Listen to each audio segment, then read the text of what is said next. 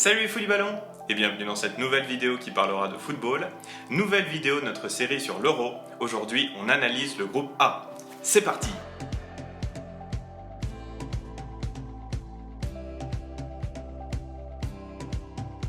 Salut Colin! Alors est-ce que tu peux nous présenter ce que les fous du ballon vont faire pour cet Euro? Salut Johan, oui, alors on vous a prévu un programme un peu plus riche que d'habitude pendant cet Euro, vu qu'on va essayer de faire des vidéos quasiment tous les jours. Donc là, ça commence par 6 vidéos preview des groupes de l'Euro, un par jour jusqu'à ce premier jour avec les premiers matchs de l'Euro le 11 juin. Et à partir de là, des vidéos surtout réactions à certains matchs, à certains événements, où là, ça va être des vidéos où on sera chacun de notre côté, un jour sur deux normalement, avec des vidéos peut-être un petit peu moins travaillées aussi. Mais voilà, des vidéos où on veut aussi vous donner un petit peu nos réactions à chaud sur certains événements ou sur certains matchs de l'Euro. Mais voilà, aujourd'hui, on parle de preview. On est toujours tranquillement sur le canapé avec José Mourinho. Et Neymar. Et on est là pour vous parler du groupe A. Alors dis-nous déjà qui y a dans ce groupe A. Oui, bien sûr. Alors dans ce groupe, 4 équipes. L'Italie, la Suisse, la Turquie et enfin le Pays de Galles. Du coup, si ça te va, je vais commencer par présenter l'Italie. Alors l'Italie, avant de rentrer dans les détails de l'équipe, présenter ce qu'ils ont fait lors des dernières grandes compétitions internationales. Alors si on prend l'Euro 2016, l'Italie a quand même fait un quart de finale avec une élimination contre l'Allemagne au tir au but. La Coupe du Monde 2018, ça a fait un grand vacarme dans les médias puisque l'Italie ne s'est pas qualifiée pour la Coupe du Monde. Mais par contre, ils se sont bien rattrapés pour se qualifier pour cet Euro. Ils ont eu un sans faute, 10 matchs, 10 victoires, 30 points. Donc globalement, qu'est-ce qu'on peut dire de l'Italie ? Voilà, c'est une équipe quand même en reconstruction depuis justement cette non-qualification en Coupe du Monde. C'est une équipe qui a quand même plein de joueurs jeunes qui sont là, qui poussent, avec quand même quelques anciens, Bonucci, Chiellini, pour ne citer que. Si on devait quand même relever quelques joueurs qui sortent un petit peu du lot, je citerais bien quand même le milieu de terrain avec ce petit duo Verratti-Barella, en partant du principe que Verratti puisse jouer comme il a été blessé cette fin de saison. En tout cas, moi j'aimerais beaucoup le voir parce qu'avec cette doublette-là, je me demande si c'est pas l'un des meilleurs milieux de terrain, si ce n'est de l'Euro en tout cas de ce groupe-là. Et peut-être un autre joueur à citer, c'est bien sûr Ciro Immobile. Un attaquant extraordinaire qui a terminé meilleur buteur l'année passée, si je dis pas de bêtises, meilleur buteur d'Europe. Donc voilà, un attaquant de très grande qualité. Est-ce que tu veux nous présenter la Suisse du coup ? Oui, on va essayer de présenter brièvement la Suisse, alors qu'on pourrait en parler pendant des heures, je pense. Déjà aussi un petit contexte un petit peu sur les dernières compétitions. Euro 2016, une élimination en huitième de finale face à la Pologne, malgré un but extraordinaire de Shaqiri, on s'en souvient très bien. Mondial 2018, à nouveau rebelote, élimination en huitième de finale face à la Suède, et cette fois assez honteusement, on va dire, avec très peu d'idées dans le jeu. Phase de qualification, la Suisse finit première, mais sans réellement convaincre. Je pense notamment à ce 3-3 contre le Danemark, alors que la Suisse menait 3-0. Voilà, c'est quand même le premier qui finit avec le plus faible nombre de points avec la Croatie, si je ne m'abuse. Oui, c'est ça. Donc voilà, la Suisse n'a pas forcément convaincu pendant cette phase qualificative, mais la Suisse est là. La Suisse a quand même quelques armes pour se sortir de ce groupe. Dans les points clés, dynamiques de l'équipe, premièrement, il y a aussi des cadres qui sont pas au top ces temps-ci. On pense à Granit Xhaka qui est en perdition du côté d'Arsenal. On pense à Shaqiri qui doit compter ses minutes sur les doigts de la main cette saison et même l'année passée.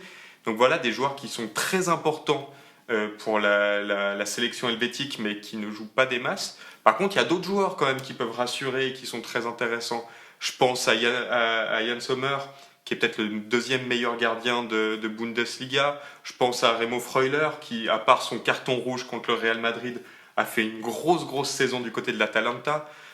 Voilà, il y a des joueurs comme ça qui donnent satisfaction. À voir ce que cette équipe va donner. C'est une équipe qui peut autant créer la surprise que décevoir. Ça va être intéressant de les suivre en tout cas. En tout cas, on croise les doigts. Moi, j'espère que la Suisse ira loin. Du coup, je te propose de te présenter brièvement la Turquie. Alors, la Turquie fait un peu figure de challenger cette année, si on regarde ce qu'ils ont fait lors des dernières compétitions. C'est une élimination en phase de groupe à l'Euro 2016. Ils n'ont pas participé à la Coupe du Monde 2018, donc pour l'instant c'est un mauvais bilan. Et en qualification pour cet Euro-là, ils ont terminé deuxième derrière la France, avec quand même une victoire en Turquie, 2-0 contre la France, et un match nul en France, un partout. Donc quand même, on sent que cette équipe de Turquie est capable de faire quelque chose et pourquoi pas de battre des très grosses équipes sur un match.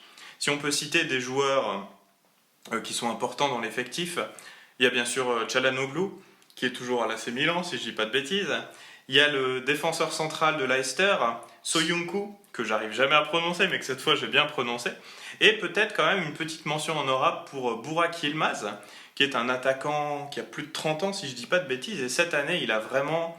En tout cas, ça a été un des artisans majeurs du titre, merci, de Lille en Ligue 1. C'est un joueur, il faudra compter sur lui. Et clairement, je pense que la Turquie a des atouts cette année pour l'Euro. Oui, surtout qu'Yılmaz, il a fini cette saison en boulet de canon. En portant Lille, potentiellement, il pourrait rester sur cette lancée et porter la Turquie un peu plus loin dans cet Euro. En tout cas, je pense que c'est un challenger intéressant. Et ça pourrait être la bonne surprise de cet Euro. Mais voilà, il en reste un quatrième et c'est le Pays de Galles. Pays de Galles first, Golf second, Real Madrid third, comme diraient certains. Le Pays de Galles, pour le petit historique, ils ont été les surprenants demi-finalistes de l'Euro 2016, éliminés par... Le Portugal. Le Portugal, merci beaucoup. Éliminés par le Portugal. Malheureusement, ils n'étaient pas à la Coupe du Monde 2018. Mais par contre, ils seront bien là à cet Euro 2020/2021, en finissant deuxième de leur groupe de qualification derrière la Croatie. Un groupe qui était quand même assez hétérogène, donc du coup, c'était plutôt bien joué de leur part. Bravo à eux. Dans les points clés de cette équipe, déjà, il y a un nom qui ressort, évidemment. C'est le fameux Gareth Bale, très décrié. Certains pensent d'ailleurs qu'il pourrait prendre sa retraite juste après cet Euro. C'est quand même hallucinant, il a moins de 30 ans. Bref, il y a Gareth Bale qui, il y a encore 2 ans, on aurait peut-être considéré que c'était le meilleur joueur de la compétition. Aujourd'hui, c'est quand même moins le cas, mais il sort quand même une saison plus qu'honorable du côté de Tottenham.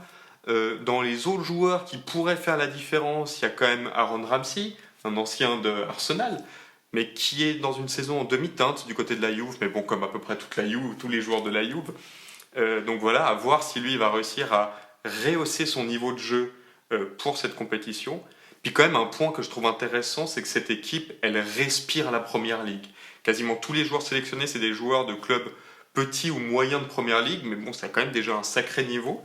Et donc c'est une équipe qui va être très physique, qui va presser très fort, et qui pourtant est quand même assez technique. Donc ça pourrait être une équipe très intéressante à voir jouer et ça a toute l'équipe piège dans ce groupe. Mais voilà, on a fait les previews des 4 équipes, excuse-moi. On sait un petit peu les points forts, points faibles de ces équipes, très brièvement bien sûr. C'est le moment de sortir un pronostic. Surtout qu'on est toujours aussi bon en prono. Alors, mon avis à moi j'imagine de toute façon l'Italie finir première. Pour moi c'est un petit peu l'épouvantail du groupe et il n'y a pas grand chose à faire. Même chose pour le Pays de Galles, qui cette fois ne sera pas premier mais 4e. Et pour moi, en fait, la 2e place se jouera entre la Suisse et la Turquie. Pour moi, c'est quand même 2 équipes assez similaires. Je pense que leur confrontation directe va être extrêmement importante. Et j'ai quand même le cœur suisse et je pense quand même que la Suisse va le faire et qu'ils vont terminer 2e du groupe. Qu'est-ce que t'en penses, toi ? Alors, je suis quasiment d'accord avec toi. À la seule différence que je vois la Turquie finir 2e. Je pense que ça va se jouer sur des détails et voilà, je pense que la Suisse finira 3e et j'espère qu'elle sera repêchée dans les meilleurs 3e et je pense que la Turquie finira 2e. En tout cas, ça sera un match ultra intéressant. On se souvient de cette double confrontation contre la Turquie pour une qualification à la Coupe du Monde qui a fini en bagarre générale. Moi, en tout cas, c'est gravé dans ma mémoire, ces doubles confrontations. J'espère autant, alors peut-être pas autant d'agressivité en dehors du terrain, mais sur le terrain, j'espère énormément d'agressivité entre ces 2 équipes. En tout cas, je me réjouis. Moi aussi. Et du coup, on va voir ce que ça va donner. On va voir si l'un de nos 2 pronos sera juste. N'hésitez pas à nous dire dans les commentaires quel est votre prono pour le groupe A. Et puis, on se retrouve très bientôt pour la prochaine vidéo sur l'Euro. Salut ! Ciao !